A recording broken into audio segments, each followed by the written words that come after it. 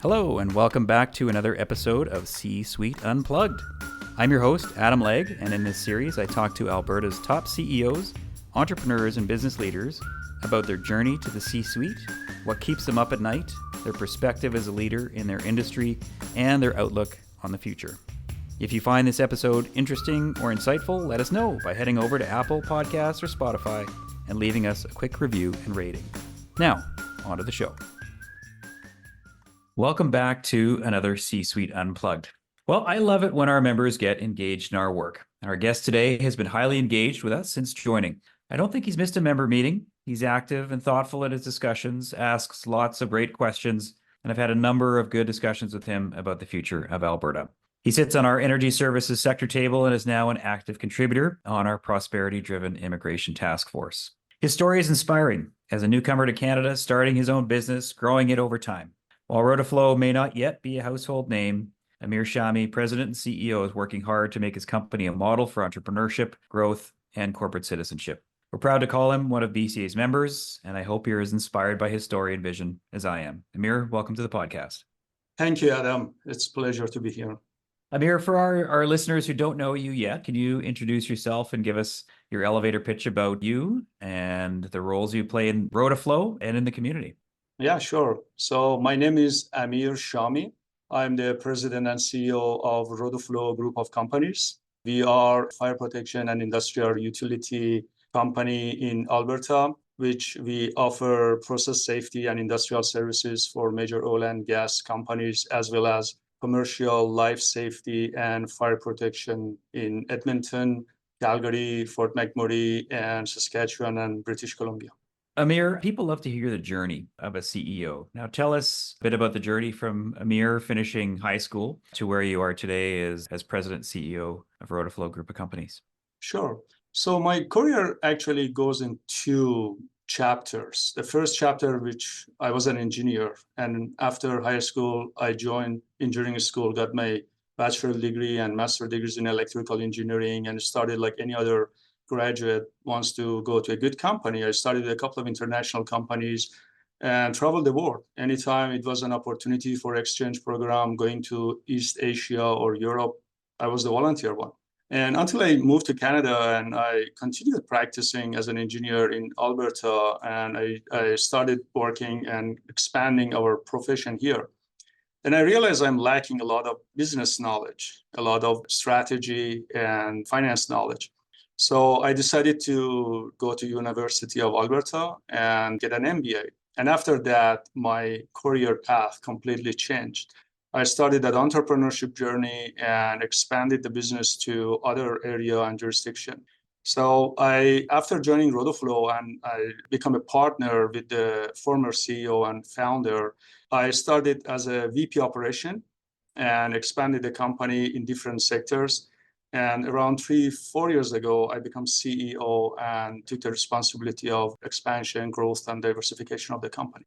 That's awesome. What made you attracted to the business that Rotaflow is in? Was there anything about that side of the engineering field or the business field that you were interested in drew you to Rotaflow? Well, it was a big decision because when I graduated, like many other classmates, I was dreaming about going to a white-collar corporate business company in downtown or starting a consulting things. But at the same time, I wanted to challenge myself that if I can expand and scale up an existing small company. So we started around 30 years ago as an engineering company, and then it evolved into professional services, mechanical contracting, and construction. And it was a learning curve for me. I had to adapt and learn a lot of things, not only how to deal with the construction and trade and all those legality and challenges that it may have, also about the business itself, the legal side, the HR, finance, strategy, marketing, and other human side, soft skill side of that. So all of those were very attractive for me, and I decided to just take this path and prove it to myself that it's possible that I can deliver in this space. Well, it looks like you're delivering in spades, Amir, doing that in great success. So congratulations for realizing the ambition and the dream. What would you say is your leadership philosophy? What kind of leader do you want to be remembered as or viewed as by your peers, your colleagues? Well, someone told me way back that as a CEO, you have to have a heart big as entire number of employees that you have. So it was the biggest challenge for me initially, because being a technocrat individual, you often just focus on your own things and not other people. And I had to learn how to develop that emotional intelligence and think about other people's perspective. So that's one of the greatest challenges that I had to develop, to be less reactive and more inclusive in terms of understanding different perspectives and speak last person in the meeting. But in general, also, I'm a quite very pragmatic person. I would like to show them how that works rather than tell them what they need to do that. So you often see me going to site, attending toolbox meeting, going to construction environment, proposals. And I really would like to be in the front and be part of the team rather than just staying back and push emails. Lead by example, I think it sounds like is your philosophy. Amir, people are always seeking advice of experienced executives and what they might do to advance their career. What advice would you have someone starting their career based on your path? What would you encourage them to do or even not do if their ambition is to be a president and a CEO like you? Well, now which I reflect on my career, I see that it's very important to be specialized in at least one technical aspect, because you have to earn that respect from your peers and colleagues. You cannot just start right off the bat by being a business person in a professional setting. So being a good subject matter expert in any field, geoscience or engineering, is very important. But at the same time, I think it's very important to invest on communication skill and emotional intelligence. This is what we often see missing in many engineering companies or any other professional development companies. And lastly, the old, good, hard work. I think it works not now, not yesterday, even in the future. So work hard, spend more time. I understand the work-life balance meant or the concept, but I also see that people that are putting a lot of time and effort in anything in the office and in the proposals and in engineering always see the result, and they're outstanding in their environment. So work hard, develop yourself, listen to podcasts, do all those great things, personal development, and you will see the results. Yeah, no, I completely agree with you. I operate from the view that exceptional outcomes aren't achieved through, average or mediocre input. So that working hard and specialization and being recognized for effort and the output that you deliver is going to be a key to career success and growth. Absolutely. Amir, let's switch to Rotaflow. You're, as you say, a commercial and industrial fire protection system company. So for those of us unfamiliar with what that means, what does a commercial industrial fire protection company do? So in a nutshell, we are a specialized mechanical contractor with in-house engineering and fabrication and offering a one-stop shop service. This is a niche area which I identified. We have great general contractors in the market that they can offer a lot of services. And also we have a sub-trade that mostly they are body shops. But bringing that professional environment and professional experience into that specialized contracting, it is what I felt that it needs to be worked on more. And that's what Rotaflow does. We are doing a lot of engineering design for industrial services, turnarounds and shutdowns and brownfield projects mostly. And also in a commercial division, we are doing a lot of life safety and fire protection services, including fire alarm, sprinkler system, deluge system, and all those fire code regulatory requirements that had to be covered. How is Alberta as a base for a company like Rotaflow? Is it a good location geographically in terms of say the opportunities that exist in Alberta and within Canada? And are you in or contemplating other locations? For the industrial division, I think that's a great place. That's actually the place to be, because we have a lot of investment infrastructure in the energy in Alberta, especially in northern Alberta. We have an office in Fort McMurray. We are heavily engaged in the stage contracting with the oil sand.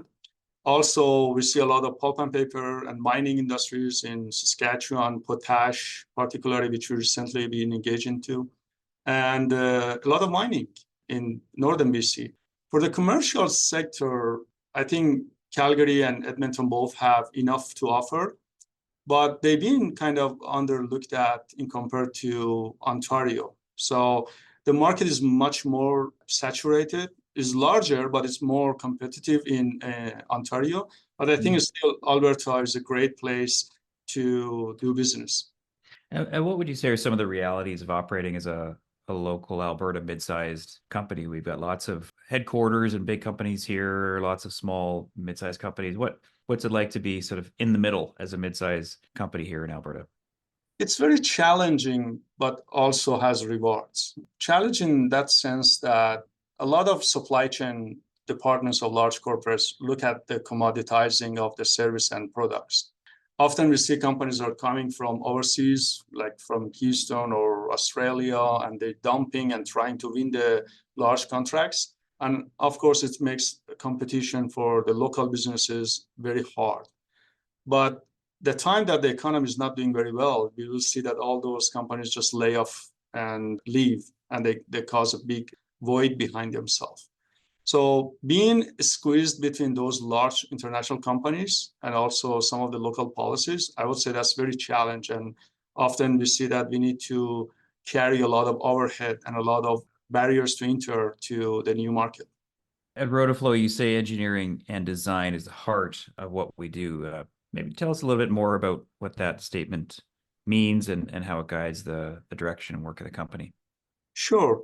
A lot of trade service that other companies are offering is often commoditized. It's like a body shop, and now you're fighting on the price. No one wins in that race to the bottom.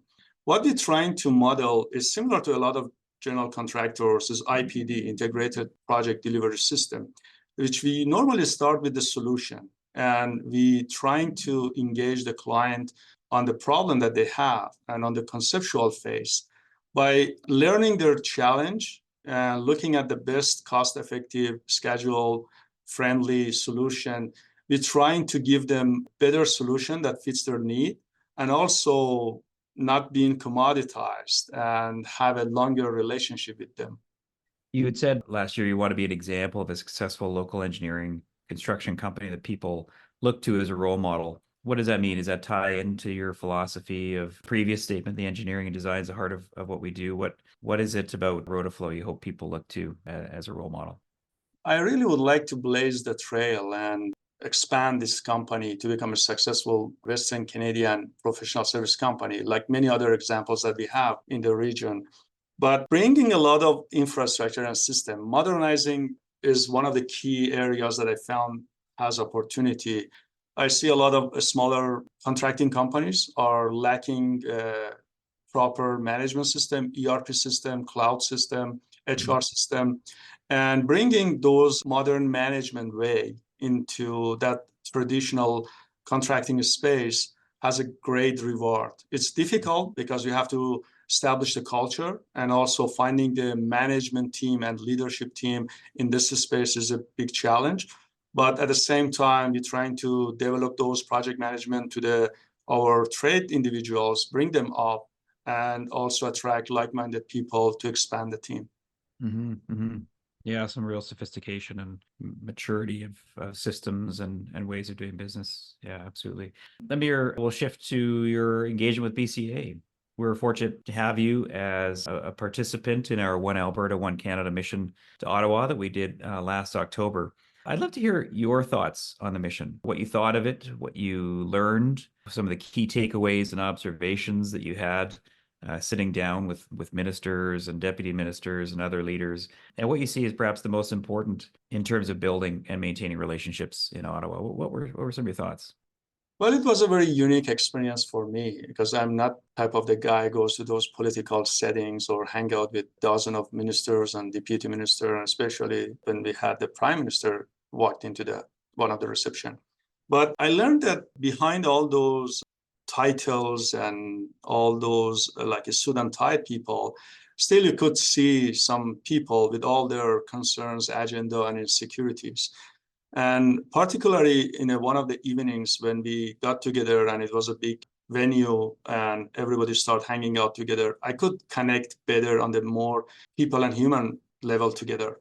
Mhm. So it was very interesting that a lot of times, if we understand what is the reason behind that and why people are pushing hard on their own perspective, we might be able to find a better middle ground and communicate our requirements. So that was a great experience for me to be part of that leadership team that actually went there, and Mhm. also understand that what is the federal perspective on a lot of policies and why they are trying to make all the provinces and territories happy, and they have different stakeholders in the game. Yeah. I spend more time in Ottawa than, perhaps might wish to.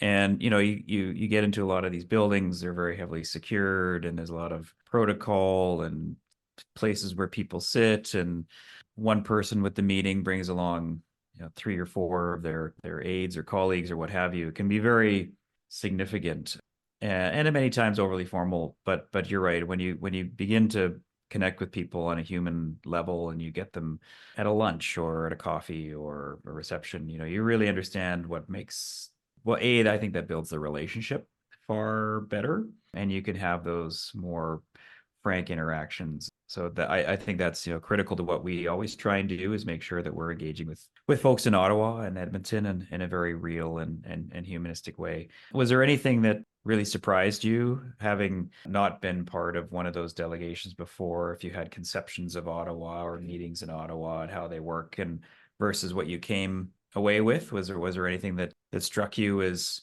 different than what you had thinking going in? Surprisingly, it was very hot that few days that we were there. So I had Yeah. my normal jackets and we were sweating. I think it was plus 30 at the peak. What I'm very impressed about the organization that and coordination that happened by the team. Everything well scheduled and all the documents and communication. This morning I was cleaning my desk. Actually, I found one of the coasters that Oh, yeah. the Yeah. package, and I scanned that QR code on the back, and I started listening to some of the musics. So very well thoughtfully planned, and it was a good impression for other political advocate from the Ottawa. Mhm. But I'm also very impressed about the difference that you could see between bureaucrats and the electives. You could see some of the people were for 30 years living there, and that's their home. Yes. And they already know that a lot of other elective politicians just come and go. So you could feel that how they look at some of the people are walking in the hallway, and others are just feel that this is not a Hervey's council building, it's just their home, that they are working there for more than 20 years. That was Mm. very interesting for me. Yeah, and that's why we spend a lot of time working with the public service deputy ministers and assistant deputy ministers, because the politicians will come and go, and they'll be the ones still working on the files. Exactly. You sit on the council's latest task force, which is prosperity driven immigration, where we're trying to propose solutions to challenges in the immigration process and immigrant settlement. You are an immigrant yourself. You're born in Iran. Maybe if you could tell us a little bit about your experience coming to Canada and why you wanted to contribute to the task force that we're doing. It's a very rewarding participation in that task force because I'm learning more than I can possibly contribute. Start reading all those materials and white papers and everything else, and look at my surrounding and facts differently than before. But myself as an immigrant came here, and I struggled with a lot of just transferring my recognition and engineering and all those certificate. And I remember those days that I had to like do anything needed, even working in a general job and hardware store to trying to make a bread.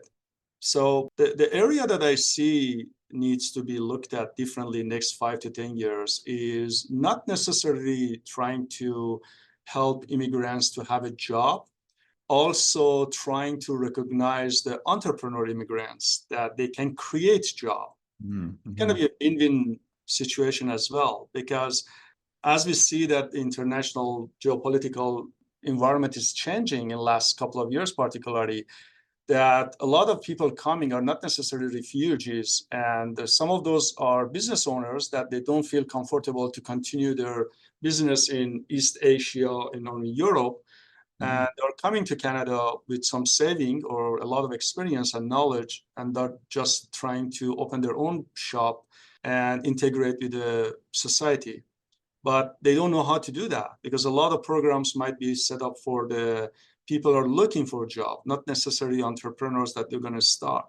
A lot of entrepreneurs already know how to deal with the setting of the business and websites and CRA and marketing and a lot of other things. But some of these newly arrived people may just don't know the basics. I know there are some infrastructures available, but connecting those to the newly arrived people, especially entrepreneurs, I think that would be a perspective that I would like to bring to the table and talk more about. Mm-hmm. Yeah, I love that perspective because it isn't always just about finding a job. There's a lot of entrepreneurial spirit. And I think we do, frankly, a pretty poor job of informing newcomers to Canada of the vast array of programs and services that they can take advantage of. You know, even better is if we make them aware of those when they're still in their home country so they can begin to plan and get in touch. And one of the things that is there is we have a variety of different entrepreneurial programs. I can think of one here locally in Calgary called Momentum, which does a variety of entrepreneurship programs for newcomers and microloans and all those sorts of things. And so there are a vast amount of programs, but we definitely don't do a good enough job marketing them, and they probably don't market themselves as effectively. And so there needs to be far more awareness raised in that space for sure. One thing, Amir, I know you're an engineer in Iran. You came here to Canada. One of the things that we also don't do very well / quickly enough is recognition of foreign credentials. And that's across a host of anything in the healthcare field, whether it could be engineering, it could be architecture. I mean, you name it all. There's a vast series of credentials that need to be recognized. How was your experience going through that credential recognition process here in Alberta? Well, I understand the importance of making sure the quality of engineering profession maintained. That's a public safety. But at the same time, I see a lot of international educated people coming here, and then they see the barrier of entering the professional work kind of disappoint them, and they start doing something else. Myself included, I had to transfer all my experience from back home and all the companies and stay practicing 1 year under supervision of a professional engineer. So I got it done very fast and quick, but I saw a lot of people gave up and just dropped the ball. For younger engineers like EITs that graduate from school, it's quite very straightforward. They have to pass 4 years minimum as an engineer in training, and then everything is gonna end up to passing that exam and get the recognition and get their pension status. For international candidates, sometimes it's very blurry. It's not very straightforward. And they start asking each other. I think one area that can be improved is the mentorship in that area. You say that you need to work and practice 1 year, but it's kind of chicken and egg situation. When you don't have pension, how you can be hired by a company to have 1 year? And when you don't have 1 year or even recognition as a professional engineer, then you cannot find a job. So it's a very challenging chicken egg situation, but eventually some people can break through that as a designer or as a specialist. They are not allowed to call themselves professional engineers and pass through those requirements and be eligible to get the pension. But I would say a lot of those, they already have the knowledge, but there are some tuning. For example, the area that I practiced, everything was metric, but in Canada, we have some imperial units, or the voltage and frequency or everything else was different. You have to adapt with the local codes, building codes and electrical codes and everything else. So I had to go to NATE and learn all those local codes that I can practice as an electrical engineer. But a lot of people just don't know. And they give up and they start going to some unrelated job. And then after a while, you lose that drive and passion and just completely give up on your pursuing your professional degree. Could the accrediting body in this instance, APEGA, do a better job of saying, well, if you lack some proficiency in this area, your options are go to NATE or go to SATE or et cetera. If you lack proficiency here, go do X, Y, Z. Is there just an absence of a bit of a roadmap to plug the gaps? I think the key thing is understanding proficiencies, and then knowing where the gaps exist, and then having a pretty clear map of saying, okay, if you have a gap in area 2, 5, and 7, here are the ways you plug those gaps with either different coursework or different experiences. Is that missing right now? So they do their job by defining the competencies. I know for the EITs, I think there's 32 or 36 competencies that they have to write about it and pass to the examination committee. For the international people also, they do assessment and they say what you are missing. Often they send them back to school, to U of A or some other places to get education. But what I think is that compassionate advisory approach that comes from mentorship. Mm. Because as a self-regulating agency like APEGA, they just look at things as a black and white. Either you have this or you don't have it. If you don't, go back, get those education, come back.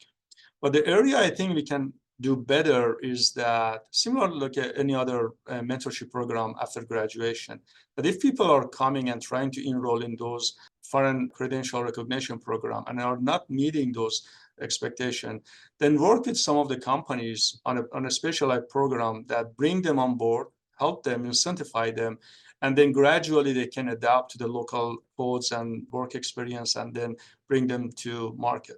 We don't have a lot of professional, and we see a lot of those baby boomers are retiring. Even recently, we got a couple of projects that I had to go and rehire some of the retired professionals that we had from the past. So we have a quite very interesting diversity in our office now. We have 25 years young engineers working alongside with 67 years old professionals that they already are retired, but they are happy to come back and mentor those younger generation.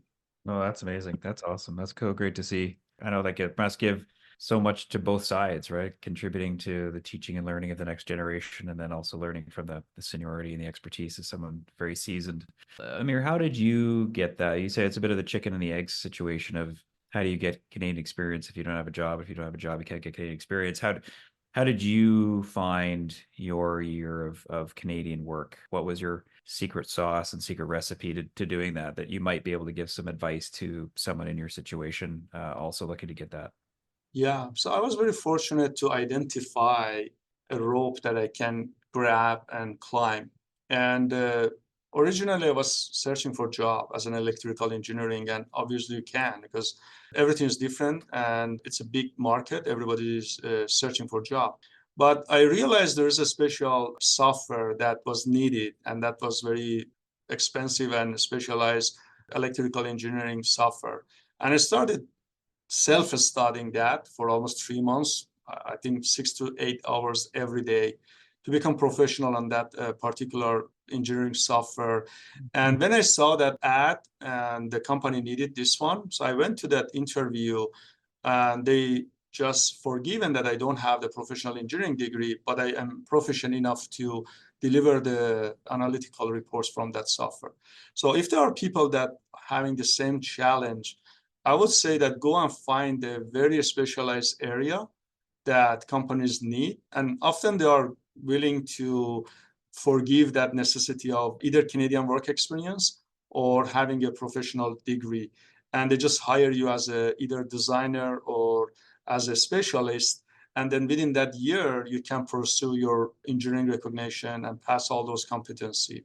There are many in different area, either electrical or mechanical or piping or instrumentation. I've seen there are some area that they can focus on that and get specialized. Mm-hmm. That's great advice. Yeah, you made yourself indispensable by learning that software. As we wrap here, Amir, what is your long-term view for Alberta? Are you excited? Are you concerned? Where do you think we're heading? Is it the right direction? Wrong direction? What's your overall outlook for this great province of ours? I'm reflecting on my past experience in working in Middle East, working in Korea and some other areas. And I've seen other nations how take off and grow. I visited China a few times and I worked in Korea for a while. And I witnessed how fishing community in Dubai can be a very exotic destination for professional companies. Mm. And my concern is that I hope that we are not missing the bus. We are sitting on a vast amount resource of energy, And as we see everywhere, we can be an energy hub for the world. But because of lack of investment and lack of courageous leadership, my greatest concern is that I see that we are missing the bus and we are not creating a prosperous environment. Mhm. When I was reading the history of Alberta and oil sand, I noticed that most of that investment happened in 60s and 70s, actually funded by American banks. And Canadian financial institutions are mostly risk adverse, and they're trying to put more money into mortgages and housing and everything else. If you want to transform the economy, we need to invest on that. We need pipelines, we need petrochemical refineries, and all those either needs courageous leadership to break through those barriers, either the impact assessment or either lack of proper kind of approval process.